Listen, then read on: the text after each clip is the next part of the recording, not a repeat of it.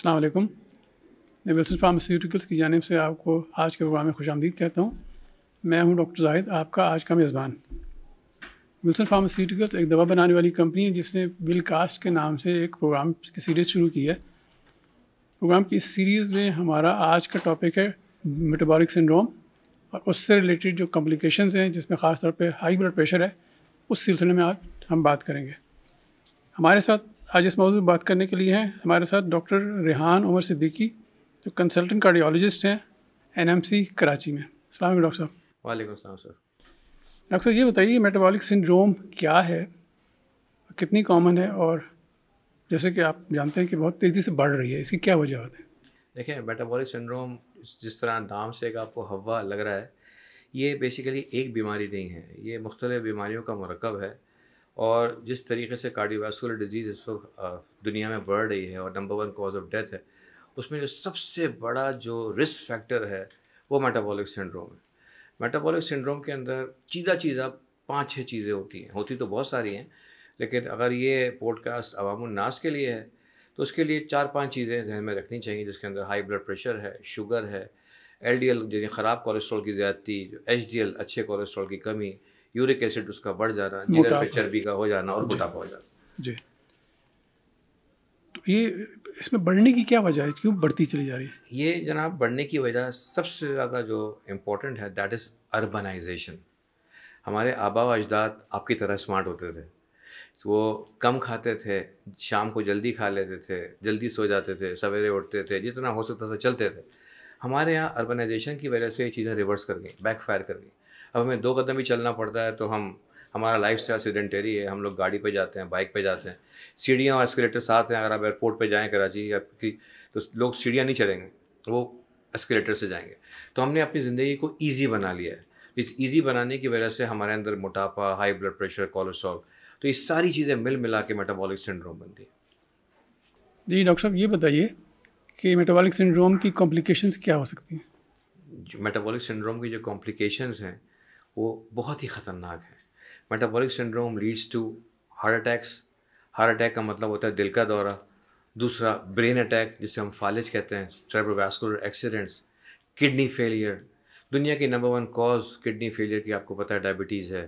دنیا کی number 1 cause of heart attack آپ کو پتہ ہے ہائی بلڈ پریشر اور ڈائبٹیز ہے. تو میٹابولک سنڈروم سے کوئی نہیں مرتا، سنڈروم کی کمپلیکیشن سے ہی مورٹیلٹی بڑھتی ہے، یعنی اموات بڑھتی ہیں. ان میں یہ چیزیں ڈائبٹیز، ہائی بلڈ پریشر، موٹاپا، کولیسٹرول کی زیادتی یہ رسپانسبل ہے. خوراک کا کتنا کردار ہے میٹابولک سنڈروم کے ہونے میں اور اس سے بچاؤ میں؟ خوراک، میرے والد مرحوم کہا کرتے تھے کہ بھوکا رہ کے کوئی نہیں مرتا، کھا کے ہی لوگ مرتے ہیں. اور ان کی بات کو جب میں اب انالیسس کرتا ہوں، اپنے پیشنٹس کا جب معائنہ کرتا ہوں کلینک میں بیٹھ کے، تو مجھے اندازہ ہوتا ہے کہ ہماری خوراک کتنی خراب ہو چکی ہے. مطلب ہم نے 2-3 چیزیں میں آپ کو ابسرچ کرنا چاہوں گا اس سلسلے میں، کہ امریکہ میں جو کہ suppose to be Mecca of education, Mecca of medicine, اس میں ابھی ریسنٹ ایک آرٹیکل پبلش ہوا تھا، ایک ٹرائل ہوا تھا کوئی 60,000 لوگوں کا. اس میں یہ ثابت ہوا صرف 8% لوگ ایسے ہیں جو کوئی چیز جب خریدنے جاتے ہیں کھانے پینے کی تو وہ اس میں دیکھتے ہیں اس کے اندر کیلوری کاؤنٹ کتنا ہے، اس کے اندر پروٹین کتنی ہے، سالٹ کتنا ہے. 92% لوگ اس کی پرواہ نہیں کرتے. تو یہ امریکہ کا حال ہے. تو ہمارے یہاں تو آپ سوچیں، ہمارے یہاں تو حلوہ پوری کلچر، نہاری، مغز قیمہ کلچر، جس کی وجہ سے ہماری خوراک کی وجہ سے ہمارے اندر موٹاپا، ہائی بلڈ پریشر، شوگر کی زیادتی، کولیسٹرول کی زیادتی، جگر پہ چربی، سارا کچھ شروع ہو چکا ہے. تو اگر ہم اس پہ کنٹرول کریں گے، جس کے کچھ میرے پاس جو ہیں وہ میں شیئر کروں گا آپ سے اگر آپ ٹائم کی توسط ہوا تو، کہ ہم کیا کر سکتے ہیں جس کے ذریعے ہم اس بیماری سے نجات، میٹابولک سنڈروم کے موٹاپے سے، میٹابولک سنڈروم کے کولیسٹرول سے نجات حاصل کر سکیں. کیوں نہ ہم کیلوریز کاؤنٹ کے بجائے اس میں یہ لکھ دیں کہ جیسے سپوز آپ ایک بوتل پیپسی کی پی رہے ہیں، اس کو پینے کے بعد آپ کو کتنا بھاگنا پڑے گا اس کی کیلوریز کو برن کرنے کے لیے، جو کہ امریکہ میں افورڈیبل ایکٹ کے نام سے ایک ٹرائل چل رہا ہے. تو ہم کیوں نہ اس چیزوں کو حکومت سے ریکویسٹ کریں گے، یہ چیزیں اگر آپ ایک روٹی کھاتے ہیں تو آپ کو کتنا چلنا پڑے گا، 1 ٹیبل اسپون اگر آپ شوگر لیتے ہیں تو آپ کو کتنا چلنا پڑے گا. یہ اگر ہم اپنی عوام الناس کو سمپل الفاظ میں بیان کرنا شروع کریں، کیونکہ ہمارے یہاں پر زیادہ پاکستان کا جو حصہ ہے وہ اربن نہیں ہے، وہ رورل ہے. اس میں اکثر لوگ پڑھے لکھے نہیں ہیں، بیچارے کم پڑھے لکھے یا ان پڑھ لوگ ہیں. تو ان کو کیا پتہ کیلوریز کیا ہوتی ہیں، ان کو کیا پتہ گلائسیمک انڈیکس کیا ہوتا ہے. تو ان کو اگر ہم یہ بتا دیں کہ اگر آپ ایک 250 فلز کی پیپسی کا کین پی رہے ہیں تو آپ کو جو ہے 3560 اسٹیپس چلنے ہوں گے تو آپ اس کی کیلریز برن کر دیں گے. تو اس طرح کی چیزیں ہونی چاہیے جس کے ذریعے ہم اس بیماری پہ قابو پا سکتے ہیں. میٹابولک سنڈروم کا ایک بہت امپورٹنٹ ایلیمنٹ جو ہے وہ ہائپر ٹینشن ہے, ہائی بلڈ پریشر. اس میں ایک ڈیش ڈائٹ کے نام سے ایک ڈائٹ ہوتی ہے جو کہتے ہیں کہ وہ سب سے زیادہ افیکٹو ڈائٹ ہے. یہ کیا ہوتی ہے؟ دیکھیں اس میں 2 چیزیں ہیں سر. پہلا لفظ ہے ڈائٹنگ. ڈائٹ تو بعد میں آتی ہے. ڈائٹنگ کا اگر میں اپنے مریضوں سے بولتا ہوں تو اس کا مطلب وہ یہ لیتے ہیں کہ آپ فاقے کریں. تو ڈائٹنگ کا مطلب فاقے کرنا نہیں ہوتا. ڈائٹنگ کا مطلب یہ ہوتا ہے کہ اپنے economical status, social status, demographic status کے مطابق اس دائرے میں رہتے ہوئے آپ جتنی حد تک پرہیز کر سکتے ہیں اس کو ہم ڈائٹنگ کہتے ہیں. اس کے بے شمار چیزیں ہیں. اس میں براڈ کیٹیگری میں ایک ویگن ڈائٹ آتی ہے, ایک ویجیٹیرین ڈائٹ آتی ہے, ایک کاربوہائیڈریٹ, ایک کیٹو ڈائٹ آتی ہے, ڈیش ڈائٹ ہے. اس میں جو ڈیش ڈائٹ کا جو کانسیپٹ ہے, dietary approach to stop hypertension, that has been seen and shown in different clinical trials to have the best effect on high blood pressure. جس میں آپ نے کرنا کیا ہے, آپ نے کلرفل فروٹس لینے ہیں. آپ کے کچن کے اندر, آپ کے کھانے کے ٹیبل کے اندر کلرفل فروٹس ہونے چاہیے. نمک کا استعمال کم ہونا چاہیے. پروٹین کانٹینٹ نسبتاً زیادہ ہونا چاہیے. کاربوہائیڈریٹس کم ہونے چاہیے. جتنی سفید چیزیں ہیں اس کو آپ براؤن میں کنورٹ کر دیں. سفید چینی کی جگہ براؤن شوگر لے لیں, وہ بھی کم مقدار میں. سفید چاول کی جگہ آپ براؤن رائس استعمال کر لیں.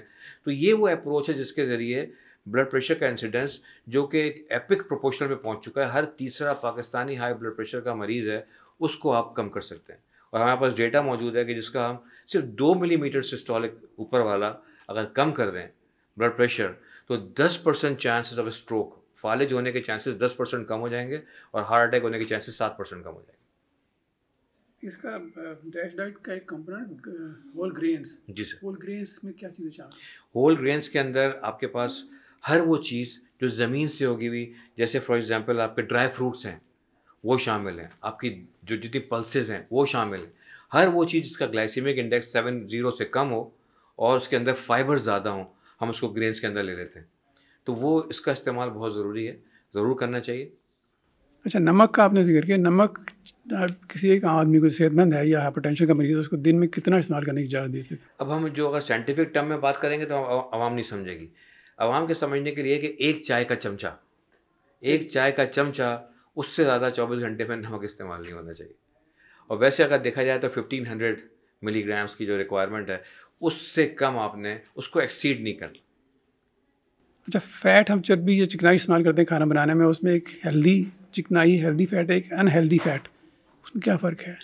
اس میں آپ یہ چیز دیکھ لیں کہ جو چیز فیٹس میں جو اچھے فیٹس ہیں, پہلے ہم اچھے فیٹس کی بات کر لیتے ہیں, کہ وہ فیٹ جو ایچ ڈی ایل کولیسٹرول کو بڑھائے, جو روم ٹیمپریچر پہ لکوڈ ہو, جس کے اندر پولی انسیچوریٹڈ فیٹی ایسڈز ہوں, وہ ایک ہیلدی فیٹ ہے.